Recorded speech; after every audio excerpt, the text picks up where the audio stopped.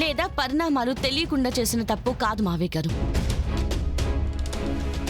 కావాలనే సాధించుకోవాలని చేసిన పొరపాటు.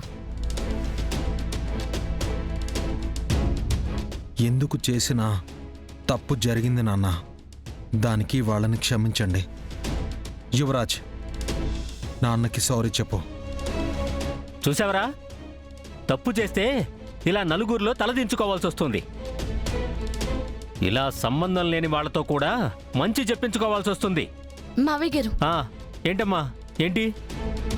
నేను అన్న దాంట్లో తప్పేమైనా ఉందా, లేక సరిదిద్దుకోవాల్సిందేమైనా ఉందా?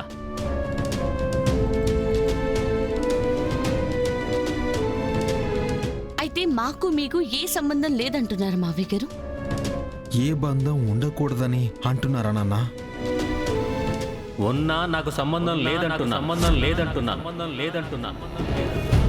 నేను ఆ బంధానికి మర్యాద ఇవ్వాల్సిన అవసరం లేదంటున్నా. ప్లీజ్ మావయ్య గారు, అలా మాట్లాడకండి. అసలు ఇక్కడ జరిగిందే వేరు, మీరు చూసింది వేరు. నిజమేంటో మేం వద్దమ్మా. మీరు చెప్పే నిజాలు, నిరూపించే అబద్ధాలు తట్టుకొని నిలబడే ధైర్యం లేదు నాకు. మిమ్మల్ని నమ్మినందుకే కదా నన్ను ఇంతలా మోసం చేయగలిగారు. ఈ ఇంటికి ఇంత కష్టాన్ని తీసుకురాగలిగారు. ఒక్కసారి మమ్మల్ని చూసి ఆ మాట చెప్పండి నాన్న. నిజంగా మేము మిమ్మల్ని మోసం చేస్తామా? ఈ కుటుంబానికి కష్టాన్ని తీసుకుని రాగలమా? ఇన్ని రోజులు కష్టాల్లోనూ నష్టాల్లోనూ మమ్మల్ని నమ్మారు మావయ్య గారు. ఈ ఒక్కసారి మమ్మల్ని నమ్మండి. నిజాన్ని నిరూపించి మీ నమ్మకాన్ని మేము మళ్ళీ గెలుచుకుంటాము. ఏంటత్తయ్య, మావయ్య వాళ్ళ మాటలకి ఏమీ అనకుండా నిజంగా ఆలోచిస్తున్నారు? ఏదో ఒకటి చేయండి అత్తయ్య. మళ్ళీ వాళ్ళు కలిసిపోతే మన కష్టమంతా వేస్ట్ అయిపోతుంది. ఏందమ్మి, మిమ్మల్ని నమ్మాలనా? ఎట్టా నమ్ముతాడో, అసలు ఎందుకు నమ్మాలా? అమ్మి కౌశికి, అసలు ఇన్ని రోజులు గమ్మునుండి ఈ పొద్దు అబ్బోణ్ణి మీ బాబాయ్ కుర్చీలో కూర్చోబెట్టమని ఎందుకు అంతగా పట్టుబట్టుండానో నీకు తెలుసా? ఎందుకు పిన్ని? ఎందుకంటే అబ్బోడు బిడ్డను పోగొట్టుకుని పుట్టెడు దుఃఖంలో ఉండాడని. నేను ప్రెగ్నెంట్ అని తెలిసినప్పుడు యువరాజ్ ఎంత హ్యాపీ అయ్యాడో మీకు కూడా తెలుసు కదా వదినా. అబార్షన్ అయ్యిందని తెలియగానే యువరాజ్ డిప్రెషన్లోకి వెళ్ళి ఏం చేస్తాడో ఏమైపోతాడో అని భయంతో ఆఫీస్కి తీసుకెళ్ళమని అంతలా అడిగాము. పనిలో పడితే అయినా ఆలోచనలు మారతాయనుకున్నానక్క. అప్పుడే నువ్వు నేను నాన్న స్థానంలో కూర్చోవడానికి పనికిరావని చెప్పగానే మనసు విరిగిపోయింది. అందుకే దివ్యాంకకి ఫోన్ చేయటం, మీడియాని కలవటం ఇవన్నీ చేశాం. మేము చేసింది తప్పే వదినా, క్షమించండి. బో, నువ్వు కూడా నన్ను క్షమించు. సరేలే, కౌశికి సమయానికి మిమ్మల్ని కనిపెట్టి మీరు చేయబోయిన పిచ్చి పనిని ఆపింది కాబట్టి సరిపోయింది. లేదంటే మన బిజినెస్కి ఎంత నష్టం జరిగేదో తెలుసా? బాబాయ్, అదే ఇవాళ పిన్ని వాళ్ళు ఎక్కడున్నారో కనిపెట్టిందే, వాళ్ళని ఆపడానికి ట్రై చేసిందే జగదాత్రి కేదార్లు.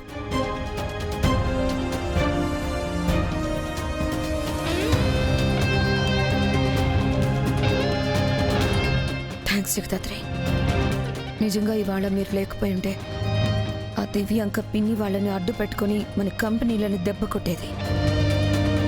మేమేం చేశామనుకున్నా, మా వల్ల ఈ ఇంటికి ఏ కష్టం వచ్చిందనుకున్నా, మేం మాత్రం ఈ ఇంటికి ఈ కుటుంబానికి మంచి చేయడం తప్ప చెడు చేయాలన్న ఆలోచన కూడా మా మనసులో రాదుదినా.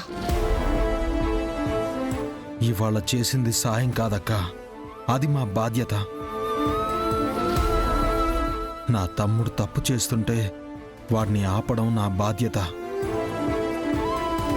సరైన మార్గంలో వెళ్లేలా చూడడం నా బాధ్యత.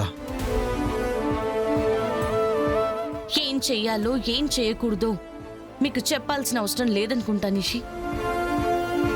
కానీ దివ్యాంక లాంటి మనిషిని నమ్మడం మాత్రం చాలా పెద్ద తప్పు.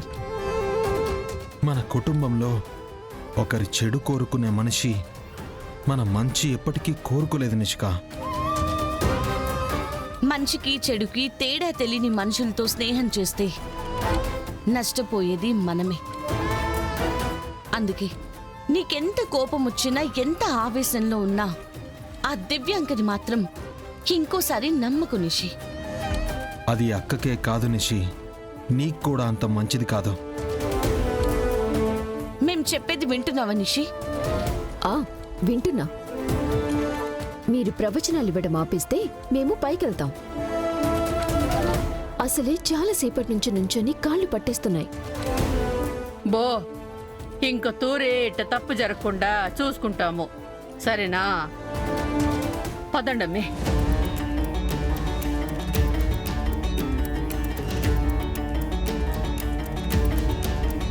వాళ్ళకి ఏం చెప్పి ఒప్పించి వెనక్కి తీసుకొచ్చావమ్మా?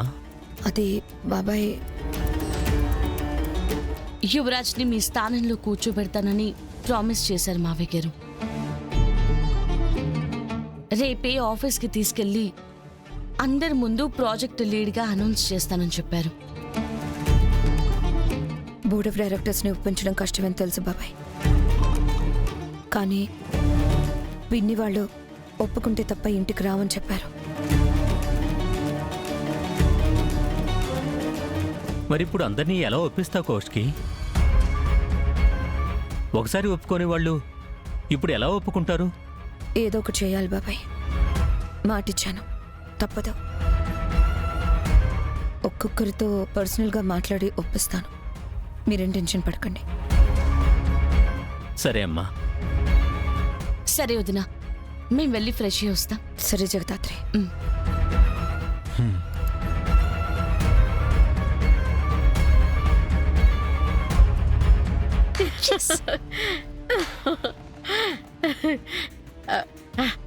అయినా ఏందమ్మిది? మన కళ్ళ ముందు జరుగుతా ఉండేది నిజమా కలా? అసలు మనం ఏదనుకుంటే అది జరిగిపోతా ఉండాది. కలలో కూడా జరగవు అనుకున్నవన్నీ కళ్ళ ముందు జరుగుతుంటే ఇలా కన్ఫ్యూజ్ అవ్వడం కామనే అత్తయ్య. కానీ ఈసారి ఆ డౌట్ లేదు, జరుగుతుంది అంత నిజమే. అసలు అక్క ఇంత ఈజీగా ఒప్పుకుంటుందని అనుకోలేదు. ఇంట్లో నుంచి వెళ్ళిపోదామని చెప్పినప్పుడే నేను చెప్పుండా కదా పొడా, ఇట్టా చేస్తే తప్ప మీ అక్క మీ నాయన మన దారికి రారని. 25 ఏళ్ల నుంచి మీ నాయన్ని చూస్తా ఉండా. మనిషి బెదిరింపులకు లొంగడబ్బుడా, ఇట్టా బంధాలకే లొంగుతాడు. మీరు సూపర్ అత్తయ్య. కుదరదు అన్న కౌశికి వదినతోనే కుదురుతుంది అనిపించేలా చేశారు.